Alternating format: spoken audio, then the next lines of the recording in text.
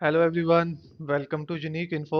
सो आज का जो हमारा वीडियो है वो बेसिकली कैफेम्स को लेकर काफ़ी इम्पोर्टेंट है। जो भी बच्चे इन फ्यूचर कैफेम्स में ज्वाइन करना चाहते हैं या जानना चाहते हैं कि कैफेम्स की रिक्रूटमेंट का क्या प्रोसेस है, ओवरऑल हम आपको अभी प्रोसेस बताएंगे क्योंकि अभी सभी बच्चों ने ज्वाइन कर लिया जिन्होंने भी ज्वाइन करना था। तो क्या क्या प्रॉब्लम्स आए ज्वाइनिंग के टाइम पे, डॉक्यूमेंट वेरिफिकेशन के टाइम पे, या और भी जितने भी हमारे की पॉइंट्स हैं, इंपॉर्टेंट की पॉइंट्स, उन सभी को हम वन बाय वन डिस्कस करेंगे। So let's start. So first हमारा है document verification and joining process. तो इसका क्या डॉक्यूमेंट वेरिफिकेशन का प्रोसेस रहा, कब से डॉक्यूमेंट वेरिफिकेशन स्टार्ट हुई।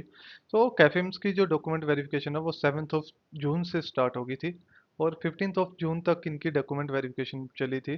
ठीक है, वन बाय वन करके 50-50 बच्चों का सेट बनाया था इन्होंने। एक दिन में 50 बच्चों को ये बुलाते थे। कुछ का हाफ टाइम से पहले हो जाता था, कुछ का हाफ टाइम के बाद। बेसिकली जो सिक्स और मतलब जो पहले 2 दिन बच्चे गए उनका थोड़ा टाइम लगा। उसके बाद बच्चों को इतना टाइम नहीं लग रहा था। 2 या 3 बजे के नज़दीक वो फ्री हो रहे थे सभी, जिनका पूरा का पूरा डॉक्यूमेंट चेकलिस्ट रेडी था। ठीक है, तो आप लोगों को एक मेल आएगी कैफेम्स की तरफ से। उसमें बता रखा होगा कि आप लोगों को क्या क्या डॉक्यूमेंट चाहिए। 10th का, 12 SC certificate, ST certificate, OBC certificate, graduation, degree, ये सब जो जो भी इम्पोर्टेंट डॉक्यूमेंट्स होंगे। ठीक है, सो बेसिकली वो आप लोगों को टाइम देते हैं। जैसे किसी बच्चे का डॉक्यूमेंट वेरिफिकेशन के टाइम पे कोई ओबीसी के सर्टिफिकेट में इशू है या एससी के सर्टिफिकेट में इशू है। हाँ, बेसिकली एससी सर्टिफिकेट जो एससी वाले बच्चे हैं उनके लिए भी है। आप लोग एक सेंट्रल का सर्टिफिकेट भी अपना जरूर बनवा के रखना, क्योंकि काफ़ी बच्चों को इस बार प्रॉब्लम आई है वहाँ पे जिनके पास एससी सेंट्रल का सर्टिफिकेट नहीं था। वो बेसिकली आपके जो डिस्ट्रिक्ट मैजिस्ट्रेट हैं या जितने भी गजिस्टर्ड ऑफिसर्स हैं वो ही इशू करते हैं। ठीक है, वो आप लोगों को बता रखा होगा उसमें। अगर किसी को नहीं पता लगता तो आप लोग कमेंट कर देना या मैसेज कर देना, मैं आप लोगों को बता दूंगा। ठीक है, या ओबीसी का भी जो भी आप लोगों को दिक्कत हुई किसी भी सर्टिफिकेट में, सो कमेंट करना, आप लोगों की पूरी हेल्प की जाएगी। तो 15 तक आपकी डॉक्यूमेंट वेरिफिकेशन चली। कुछ बच्चों को ओबीसी का या एससी का जो इशू आया था उन लोगों को टाइम दिया गया था। उन लोगों को बोला गया था कि आप ज्वाइनिंग के टाइम पे अपने जो डॉक्यूमेंट है वो साथ में लेके आना।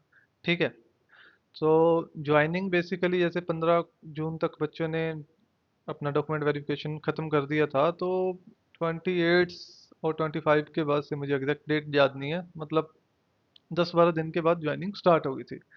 ठीक है, ज्वाइनिंग के टाइम कुछ नहीं था, आप लोगों ने जाना है। आप लोगों को मेडिकल डेट्स दी जाएंगी। ठीक है, मैं ज्वाइनिंग के डॉक्यूमेंट वेरिफिकेशन होने के बाद आप लोग सीधे new Delhi, AIIMS new Delhi में जाओगे। वहाँ पर आपका मेडिकल होगा। फर्स्ट डे जाओगे, आपके कुछ एक्सरे वगैरह होंगे। उसके 2 दिन बाद आपको फिर से जाना है मेडिकल के लिए। देन वहाँ पर आपकी मेडिकल्स की जो भी रिपोर्ट्स हैं वो सारी रिपोर्ट्स एम्स न्यू दिल्ली से लेके देन आप कैफिम्स जाओगे। देन कैफिम्स में जब आप जाओगे, जब आपने सबमिट कर दिया तो उसी डेट से आपकी ज्वाइनिंग जाएगी। तो इस बात का ध्यान रखना, जो भी बच्चे वहाँ पर जाएंगे वो उसी दिन से ही ज्वाइनिंग स्टार्ट हो जाएगी उनकी।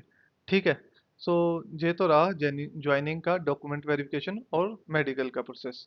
देन उसके बाद का प्रोसेस, आपकी डेली रूटीन वहाँ पर क्या रहेगी। तो अभी के लिए तो जो भी बच्चों ने ज्वाइन किया है, टू बी फ्रैंक आप लोगों को बता दूं मैं, अभी तो उनका वहाँ पे कॉलेज वाला ही सीन चल रहा है। आप लोगों को लगेगा ही नहीं कि आप लोग अभी मतलब नर्सिंग ऑफिसर्स बन गए हो, क्योंकि अभी एक तो वो वहाँ पर नया नया हॉस्पिटल रन हो रहा है। ठीक है, सारी चीज़ें अभी वहाँ पर डे बाय डे, मतलब वन बाय वन हो रही हैं। ठीक है, अभी टाइम लगेगा थोड़ा। जनरल ड्यूटी अभी बच्चों की चल रही है। 9 o'clock वो आ रहे हैं एंड 5 बजे उनको छुट्टी हो जाती है। 4, 4:30, 5 बजे, जितने बजे भी वो जा रहे हैं। बायोमेट्रिक अटेंडेंस उनकी स्टार्ट हो चुकी है। पंच इन करना है, पंच आउट करना है आपको, जब आना है तब भी, जब जाना है सॉरी तब भी। ठीक है, और जो अभी के लिए जो वहाँ पे क्लासेस चल रही हैं बच्चों के, 10-10, 15-15, 20-20 बच्चों के ग्रुप बना रखे हैं। ठीक है, तो वहाँ पर सेमिनार्स चल रहे हैं आपकी फील्ड के रिलेटेड ही, मेडिकल फील्ड के रिलेटेड ही। अलग अलग प्रोफेसर्स हैं जो भी आपके, वो आपका मेडिकल फील्ड के रिलेटेड आपको लेक्चर्स दे रहे हैं। सो अभी उनके पास भी कोई इतना काम नहीं है कि वो आप लोगों से क्या ही काम करवाएंगे, क्योंकि हॉस्पिटल तो अभी चल नहीं रहा, अभी स्टार्ट नहीं हुआ है। ओपीडी ही स्टार्ट रखी है, ओपीडी में भी कोई एक आधा पेशेंट ही आ रहा है अभी के लिए। तो ठीक है, अभी कुछ टाइम लग रहा है, अभी उसको टाइम लगेगा। देन ठीक है, उसके बाद आप लोगों के, मुझे लगता है हाफ टाइम तक सेमिनार्स चलते हैं, देन उसके बाद बंदा फ्री रहता है, उसके बाद भी क्लासेस चलती हैं। ऐसा कोई भी एक्टिविटीज़ होती हैं तो वो हो रही है। अभी के लिए तो ऐसा ही चल रहा है। अभी कोई आपके फील्ड के रिलेटेड अभी कोई काम नहीं हो रहा है, जीरो वर्क है वहाँ पे। ठीक है, ये तो रही आपकी ड्यूटी डिटेल्स।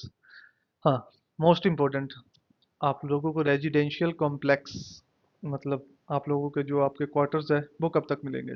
क्वार्टर्स के लिए टू बी फ्रैंक, जो अभी बच्चों ने ज्वाइन किया है उनको एटलीस्ट कम से कम भी 6 से 7 महीने का भी टाइम लग जाएगा। क्योंकि जो कैफिन्स के खुद के क्वार्टर्स हैं, खुद के अकोमोडेशन है, वो तो अभी रेडी नहीं हुआ है। उसके साथ ही मतलब एक सीवीआई के क्वार्टर्स हैं, वहाँ पर उनके कुछ शेयर्स वगैरह थे, तो वहाँ पर उनको 700 यूनिट्स मुझे लगता है मिल गए हैं, पर वहाँ पर भी अभी वाटर सप्लाई का काम वगैरह चल रहे हैं। तो अभी जितने भी बच्चों ने ज्वाइन किया है सबको क्वार्टर्स मिल जाएंगे, पर अभी टाइम लगेगा। ठीक है, तो जितने भी बच्चों ने वहाँ पे ज्वाइन कर रखा है तो उन्होंने वहीं पर ही नज़दीक क्वार्टर्स ले रखे हैं अपने, रेजिडेंशियल फ्लैट्स वगैरह। तो ठीक है, मैं तो आप लोगों को यही बोलूँगा कि उस टाइम जो भी बच्चे ज्वाइन करेंगे तो प्लीज़ आप लोग ट्राई करना कि जल्दी ज्वाइन कर लो। और उससे फ़ायदा आपको ये होगा कि आपको हॉस्पिटल के नज़दीक ही अगर कोई फ्लैट वगैरह मिल जाता है तो सही है, क्योंकि उसके बाद मैंने देखा अभी फ्लैट्स के जो प्राइस है वो भी काफ़ी अप कर दिए हैं। जो 1 BHK वहाँ पर 12,000 का मिल रहा था, अभी वही 1 BHK 20,000 80,000 का मिल रहा है। ठीक है, ये तो आप लोगों को पता ही है कि जब ऐसा कुछ काम होता है तो एकदम से प्राइस अप हो जाते हैं हर एक चीज़ के। तो ठीक है, रेजिडेंशियल का यही है, अभी के लिए तो किसी को भी रेजिडेंशियल नहीं मिला है, अभी टाइम लगेगा। 2 BHK आपको मिलेंगे जो सीबीआई के क्वार्टर्स है, अभी नए बने हैं बिल्कुल, अभी उन पे काम चल रहा है, ऑलमोस्ट रेडी है। ठीक है, बाकी जो भी आपका एडमिनिस्ट्रेटिव वर्क है उसमें थोड़ा टाइम लगता है हर एक चीज़ को।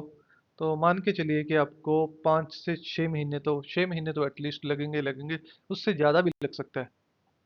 ठीक है, कुछ श्योर नहीं है।